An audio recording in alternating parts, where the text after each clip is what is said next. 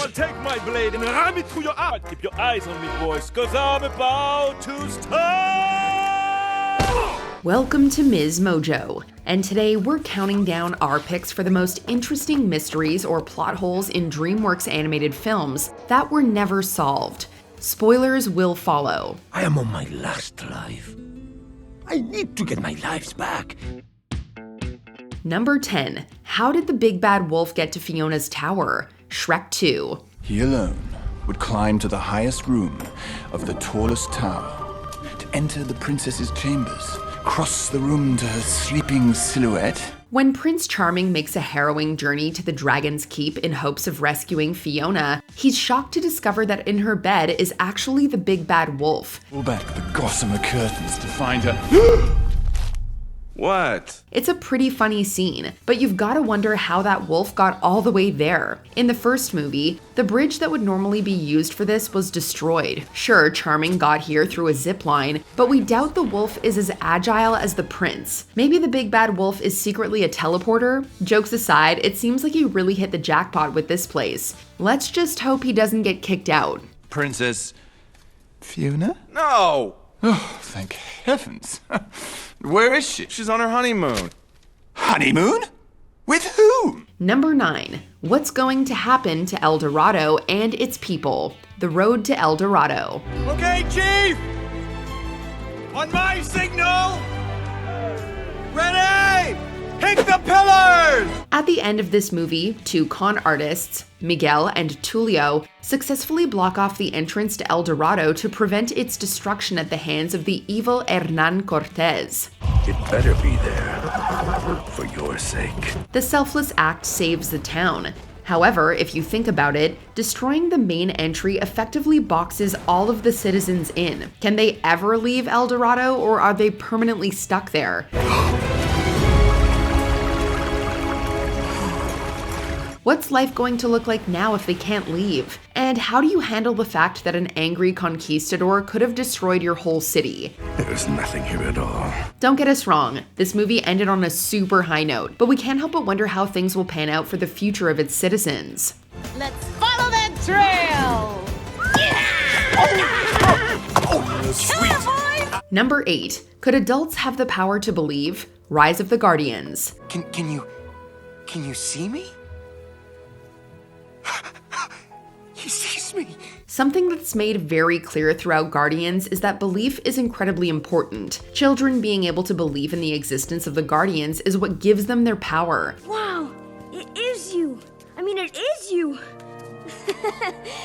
I knew it wasn't a dream. But the movie kind of makes it seem like only children are able to do this. They don't really focus on if any adults can too. It's like this universe automatically considers adults non-believers. Sorry, but that's some weak sauce. That's the Easter Bunny? Now somebody sees me. Where were you about an hour ago, mate? Sure, reality has a way of sobering us up the older we get, but that shouldn't outright destroy our sense of imagination. What if an adult believed in Jack Frost, or the Easter Rabbit, or the Tooth Fairy? Would that extra belief help the Guardians, or would it be useless? These are important questions. Actually, he told me you were real. Just when I started to think that maybe you weren't. He made you believe in me? Number 7. Why do they forgive Oscar so easily? Shark Tale. This is a perfect example of why you're in management and I'm not. You go, boy. Oscar really isn't that great. He's a manipulative fish who lies about killing a mob shark named Frankie and tricks others into thinking that he's better than he actually is. That lie actually has serious ripple effects that end up harming his relationships with those he's close to, like Angie. You lied! Everybody thinks you slayed the shark! And who am I to tell them that they're wrong? How could you lie to me, No. Oscar?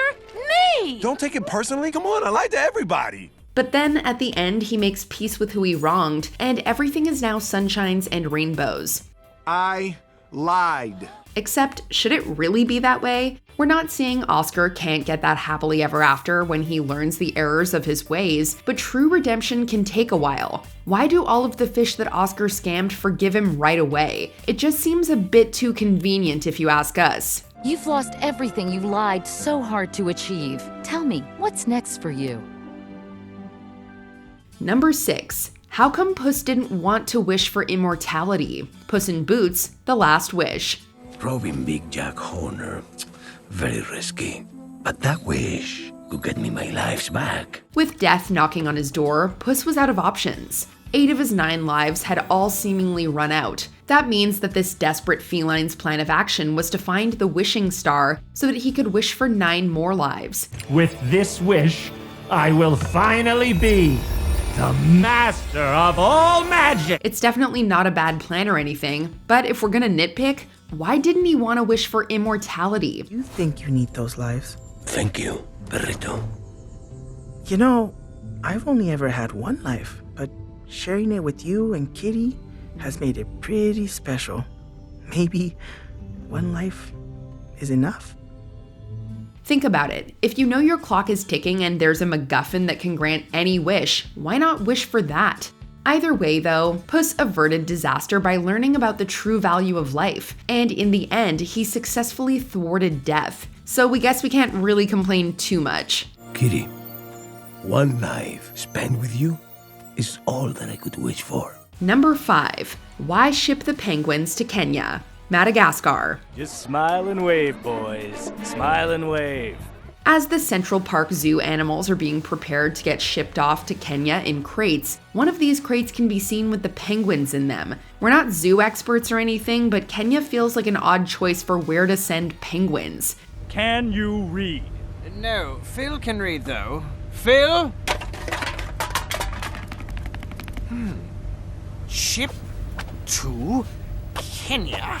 Skipper even says that. Africa. That ain't gonna fly. Why couldn't they have shipped them off somewhere like Antarctica? Heck, that's where the penguins want to go. And they try to reroute themselves there anyways before eventually going to Madagascar. Now this is more like it. You? Oh, man, where are the people? We killed them and ate their livers. Gotcha, didn't I? A colder climate just feels more appropriate. Even though African penguins do exist, this really doesn't seem like a place that these particular penguins would thrive in. At the very least, it would definitely take some getting used to. Skipper! Don't you think we should tell them that the boat's out of gas? Nah, just smile and wave, boys. Smile and wave. Number 4. Did the animals really change anything? Over the Hedge. Halt! Intruders! Intruders! The woodland animals that this movie centers around successfully defeat Gladys Sharp, the evil president of the Homeowners Association, to save themselves. That's the D. Pelter Turbo. Prepare for a lot of stinging. Oh no. No, no. No, no. Go!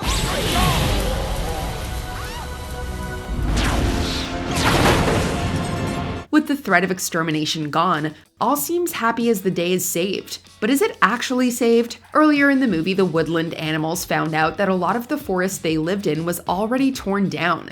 God! In fact, it was converted into housing units. Welcome to suburbia.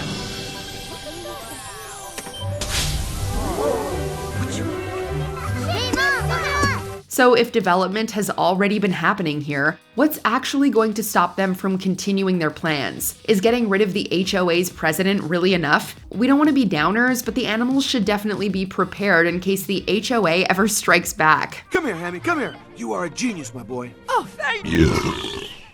Number 3. Where did Fiona learn martial arts? Shrek. La liberté! Hey! Princess! The Shrek franchise is a beloved yet weird one that leaves you with plenty of questions. Like, how did Donkey have kids with a giant dragon? Are you serious?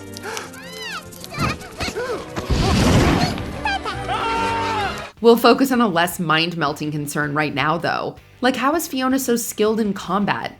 Look, pal, I don't know who you think you are. Ah, of course, how rude, Please let me introduce myself. Oh, merry man! When Shrek and Fiona are bombarded by Robin Hood and his merry men, she springs into action right away. She's so good at this that it leaves both Donkey and Shrek in awe. But didn't she spend almost her whole life stuck in a tower? How did she get so good at fighting? To Fiona's credit, she actually gives somewhat of an answer. Whoa, whoa, whoa, hold on now. Where did that come from? What? That. Back there, that was amazing. Where did you learn that? Well, when one lives alone, one has to learn these things in case there's an arrow in your butt. What? But it still doesn't explain everything. Guess she must have been taught by the School of Plot Convenience.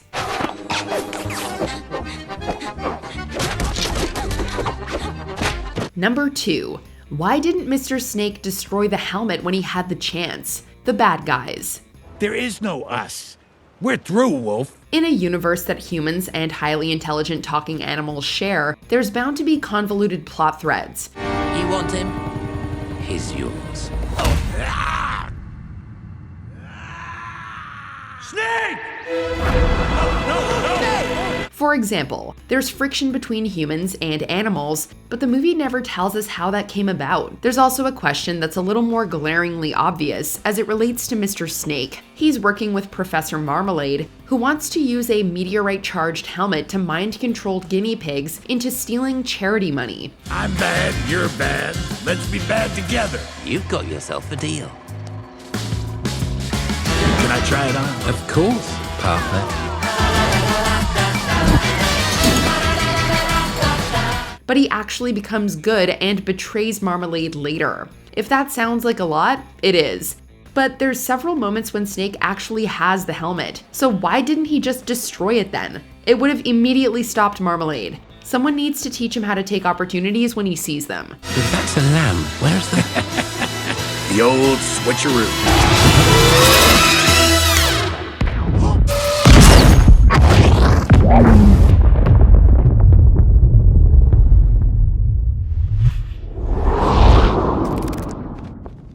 Before we continue, be sure to subscribe to our channel and ring the bell to get notified about our latest videos. You have the option to be notified for occasional videos or all of them. If you're on your phone, make sure you go into your settings and switch on notifications.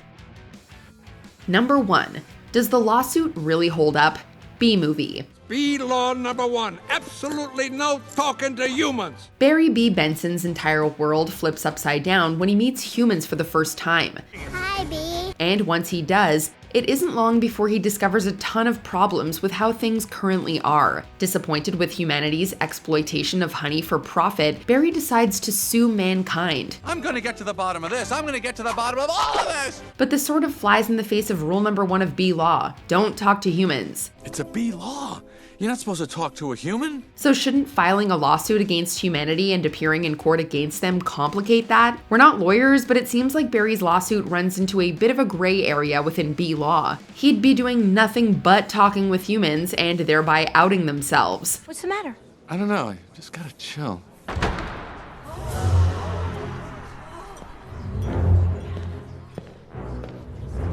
Well, if it isn't the B team. Any of you boys work on this? It seems like B-Law needs to be better defined. Talking B. How do we know this isn't some sort of holographic motion picture capture Hollywood wizardry? Is there a giant head scratcher from a DreamWorks movie that we missed? Let us know in the comments. What? Is there something in my teeth? What the? Oh no! I've been abracadabraed into a fancy feasting second-rate sidekick! Do you agree with our picks? Check out this other recent clip from MsMojo and be sure to subscribe and ring the bell to be notified about our latest videos.